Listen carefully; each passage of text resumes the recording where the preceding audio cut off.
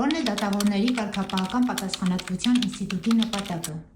Դատավորների կարգապահական պատասխանատվությունը դատական իշխանության անկախության, արդյունավետության և հաշվետվականության ապահովման կարևորագույն ինստիտուտներից մեկն է, որը պետք է իրականացվի դատավորների անկախությունը և հեղինակությունը բարձր պահելու սկզբունքների հիման վրա։ Այս պրոցեսում կարևորվում է նաև, որպեսզի դատավորներին կարգապահական պատասխանատվության ենթարկվելը իրականացվի համաչափության և կամայականությունից զերծ մնալու սկզբունքների հիման վրա։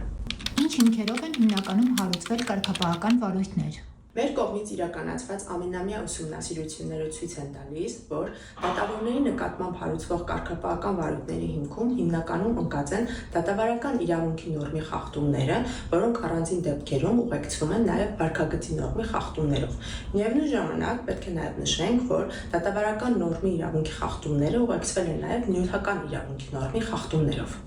Որ մարմինները կարող են վարույթ հարուցել։ Դատական օրենսգրքի կարգավորումների համաձայն դատավորների նկատմամբ կարգապահական վարույթ հարուցելու իրավասություն ունեն լիազոր մարմինը, այն է Արդարադատության նախարարը, դատավորների ընդհանուր ժողովի էթիկա և կարգապահական հարցերով հանձնաժողովը և կոռուպցիայի կանխարգելման հանձնաժողովը օրենքով սահմանված կոնկրետ հիմքերի հիման վրա։ Մեր կողմից իրականացված մշտադիտարկումները ցույց են տալիս, որ ինչպես 2025 թվականին, այնպես էլ նախորդող տարիներին կարգապահական վարույթների մեծամասնությունը հարուցվել է Արդարադատության նախարարության կողմից։ Միևնույն ժամանակ, սակայն, պետք է նշել, որ 2025 թվականին աճել է նաև էթիկա և կարգապահական հարցերով հանձնաժողովի կողմից հարուցվող վարույթների թիվը։ Խոսելով Հայաստանում դատավորների կարգապահական պատասխանատվության ինստիտուտի և խնդիրների մասին, առանձնակի ուշադրություն պետք է դարձնել նաև վերջին տարիներին զարգացում գտած մեկ կարևոր հիմնախնդրի վրա։ Մասնավորապես, խոսքը վերաբերում է դատավարական ժամկետների խախտման հիմքով հարուցվող կարգապահական վարույթներին։